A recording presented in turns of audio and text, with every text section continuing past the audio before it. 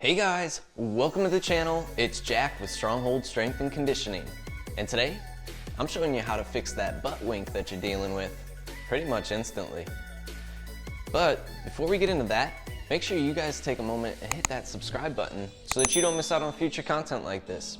Every Thursday, I'm putting out videos on resolving aches and pains, preventing injury, and optimizing your performance. Doesn't get much cooler than that. So go ahead and hit it. Ready? Let's go ahead and get into this one.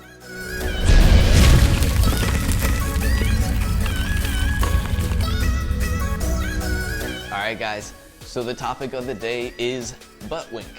And if you're not sure what butt wink is, you're probably not squatting enough. Just being honest. So, butt wink is when we get to the bottom position of a squat and you see the posterior pelvic tilt, or that rounding of the lower back. It's a third world squat, or the natural squatty potty, you could call it in a sense. The squatting dog, if you've ever seen a dog do its business. Sorry for the imagery. But just to get clear on what it actually is in the bottom of the squatting position, we have an actual tilt of the pelvis, which puts our lumbar spine in flexion, which a lot of people are concerned with when it's under load, protecting discs, making sure that we're not going to herniate a disc or rupture a disc or cause any injury to the low back because of that butt wink in the bottom position of the squat, which is a reasonable concern. So that's why we're going to be addressing it today and making sure that we understand, first of all, why it's occurring, and then second of all, how we can maximize our body to avoid butt wink as much as possible in the bottom depth of our squat. So let's get into it a little bit here. First off, let's get into why butt wink is actually occurring. Now, I've heard it said before that it's due to hamstring length, but this is actually a misconception because the hamstring crosses over two different joints in our bodies. It actually crosses over the hip and it crosses over the knee. So as we're getting into the bottom of our squat, we wouldn't see the hamstrings actually lengthening in this position. We see them actually staying pretty much regular position overall. They're neutral in positioning because the length isn't changing much, and they're acting as synergists to just maintain overall that position as we get to the depth of the squat. So it's not actually anything to do with the musculature of the hamstrings pulling our pelvis into that posterior pelvic tilt when we get to the bottom. It's actually more to do with structural positioning in our bodies overall. And when we look at the actual pelvis, and this can vary slightly from individual to individual with our hip structure, we see that the acetabulum, which is the capsule in which the head of the femur sits, that is where we hit kind of an end range of motion, where the head of the femur hits up against its end range of motion in deep hip flexion and pulls the pelvis underneath into posterior pelvic tilt, because we no longer have access to range of motion at the hip there in flexion. Now, the differences that we see in hips can be, we have pelvis structure where the acetabulum can face forward, and a pelvis structure where the acetabulum actually faces more laterally out to the side. There can also be femur head differences in that will slightly change our ability to get into a deep flexion. But the reality is, honestly, is that most people don't even have access to the full range of motion of flexion and external rotation of the hip that they need to in order to maintain the torque through the system of the leg that they need to be able to do. The other part of it is that they actually don't have the ankle range of motion, the dorsiflexion, and they actually need to be able to maintain 3 points of contact to make that torsion actually effective in the bottom. And when I'm talking about torsion, we're talking about a rotational stability, almost like an intra-abdominal pressure for the leg. So it's this pressure through the system of the leg through rotation, kind of a shear force inside the leg that's causing us to provide stability from the inside out, essentially, kind of like I said, intra-abdominal pressure. So we need to understand that the mechanics of the squat, first of all, need to all be there. The movement patterning, the understanding has to be there that in the bottom positioning, I need to have access to full flexion, I need to have access to external rotation, and with that access, I need to be able to maintain that tension, that torsion, through torque of the hip and torsion through the leg to the ground in the bottom position. And if I'm not able to maintain that, then I'm going to break down and lose space for that hip to actually work. So today, I'm going to be taking a 3-step approach here to helping you improve your overall butt wink pretty much instantly here. And there's pretty much a 3-step process that we'll be taking with addressing joint mechanics, first of all, at 2 major areas that we want to make sure we have our full access to mobility at the hip and at the ankle. And then we're going to be looking at the actual stability of the core in these movements as well, and the ability to pattern the movement correctly in the bottom positioning. So I'll do a little pre and post test so you guys can see here. It is 4:30 a.m. I just woke up and I'm recording this video for you guys. So I am fresh out of bed, and I should be a pretty good example of what it'll look like before and after we're done with the mobilities here today. So let's get into this one without further ado. All right, guys, so first off, we're gonna do a little pre-test here to see what my mobility looks like if I fall into that butt wink, first waking up at 4:30 a.m. here.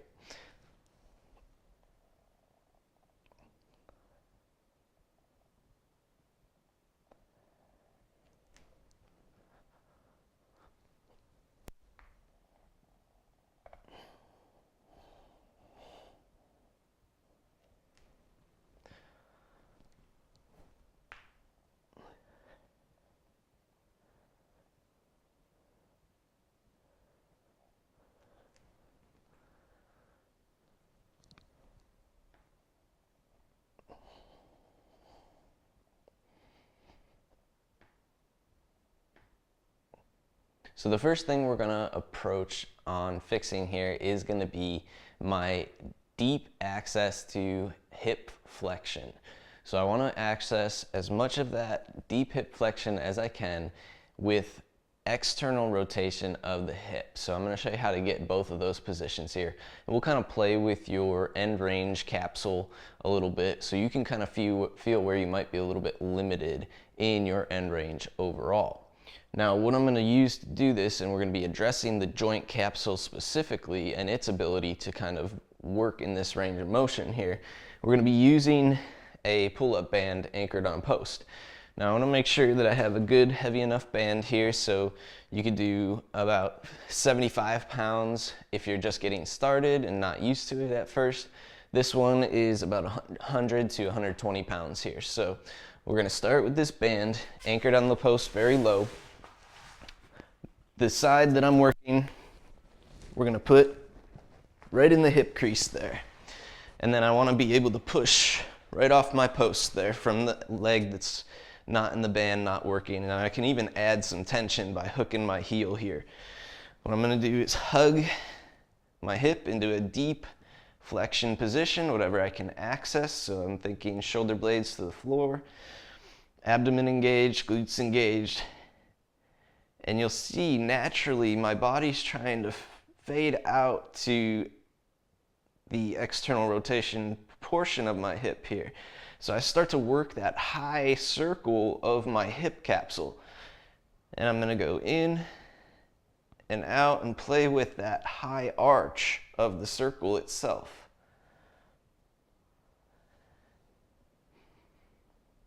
Now, in order to make this most effective, I'm gonna spend a minimum of 2 minutes on this one here.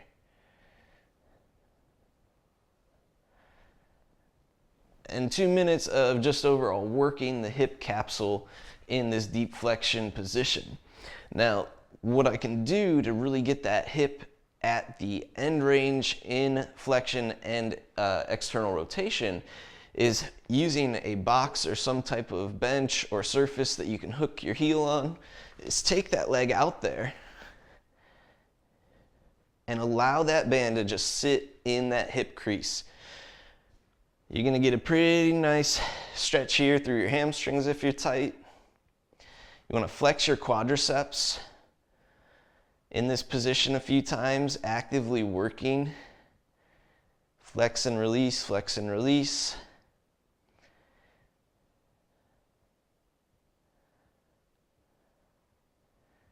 And just allowing things to open up and relax as much as possible. If it's intense, you just gotta take some nice deep breaths, get yourself to calmly relax into it more. And every time you release the flex, see if you can allow things to just settle in a little bit deeper into the position here. So 2 minutes in that position per side. And then we're gonna access one more movement here where we'll use a little bit more of our core stability, but also still be opening up our hips in deep flexion and in external rotation here. So still using a box or the wall, whatever it might be, I'm gonna go into a nice wide positioning with my knees here. And I'm just trying to open up my hip adductors a little bit here.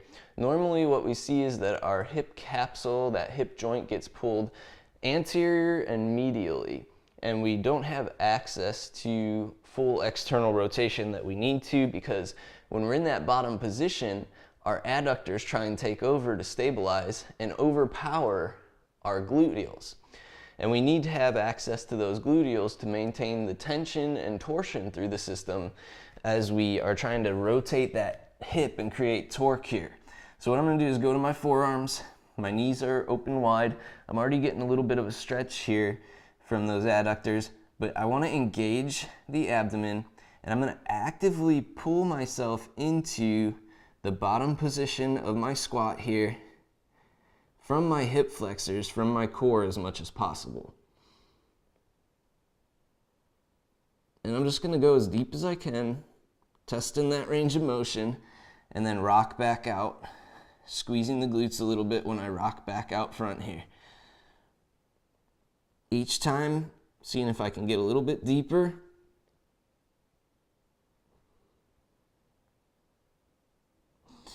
And in this rock, you might actually notice that your body tries to go into that posterior pelvic tilt. And this is where allowing yourself to really open up those hips into the range of motion that you have as much as possible will help. Try not to feel tension at the inner thigh fighting the floor.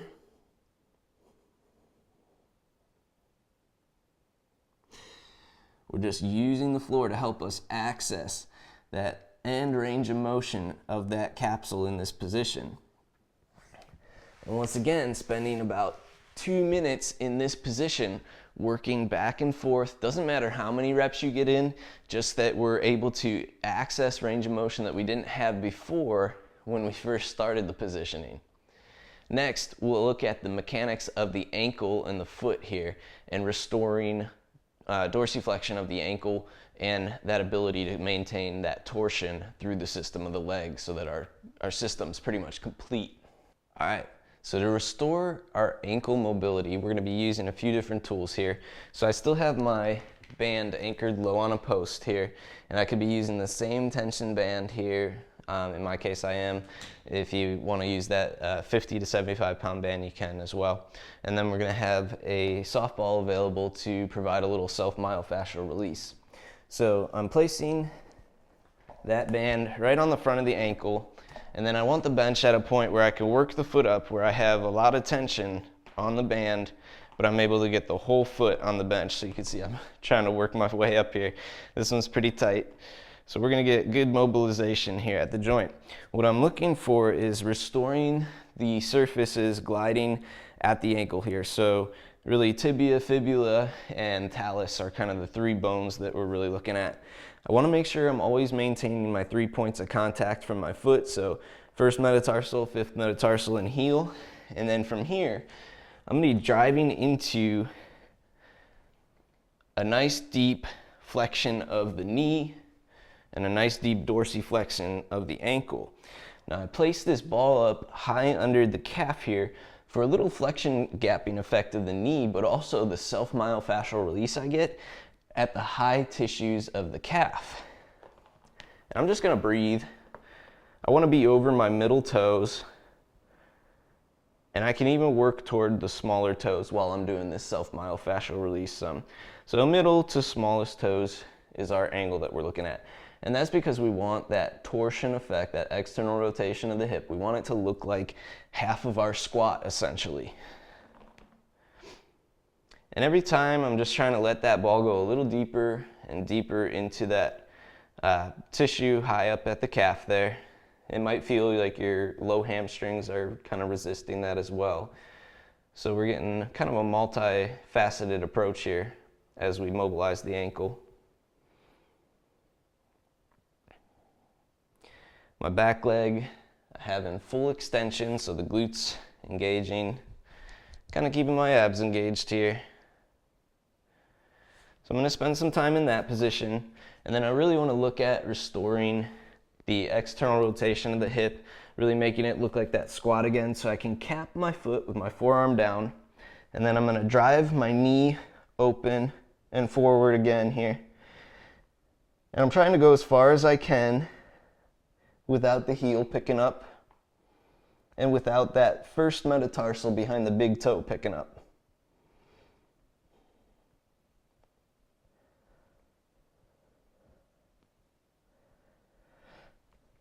So once again, spending about 2 minutes on each side in that position and really giving it some time to open up the range of motion there, which is going to provide us the room to work and create that space so our hips can externally rotate more, where we'll actually have room and we won't get quite jammed up the same in flexion at the hip there. And for our last piece of the puzzle here, we're going to look at a little core activation activity that we're going to do that you can use prior to your squat as well.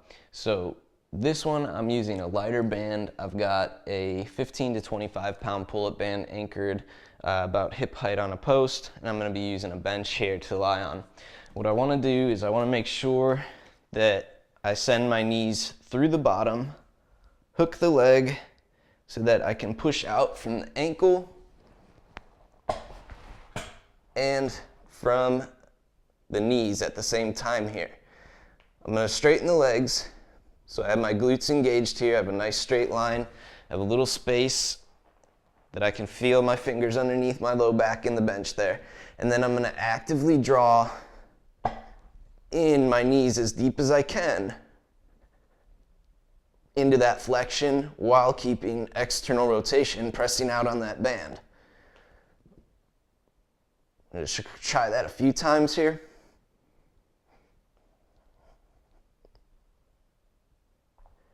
And what I want to actually feel is that I'm able to maintain that same spacing in the lumbar spine as I get into my deepest flexion of the hip. So my hip flexors are going to be activating very, very much here. My glutes are going to be activating to drive that band wide.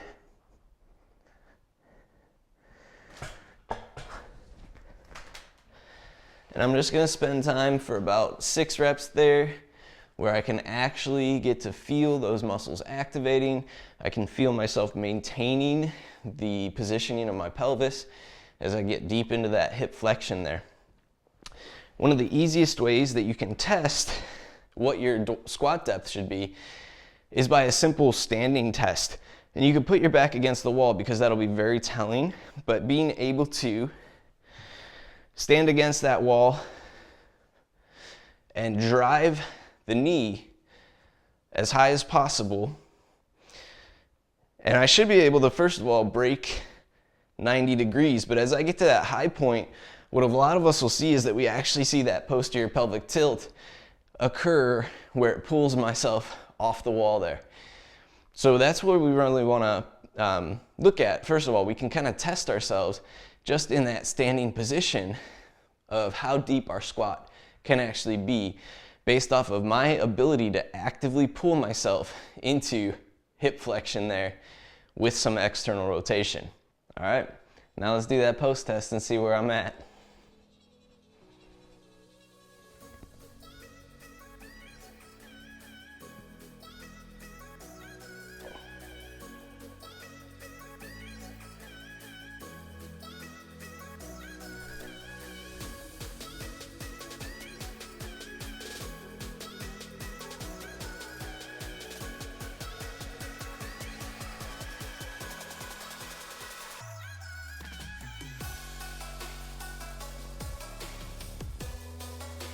And there you guys have it.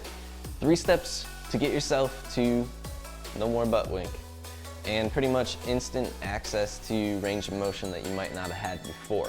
Now, in order to make it last and make it stick, clearly you have to do this a little bit more regularly, but we're gonna spend time on it here. You can obviously see that it's pretty effective before and after waking up at 4:30 a.m., coming straight out of bed and going into a nice deep squat positioning and really opening up, first of all, that hip range of motion, that ankle range of motion that we need access to, and improving those mobilities, and working on the mechanics in the depth of the squat, the overall movement patterning and coordination to maintain torque and tension through the system.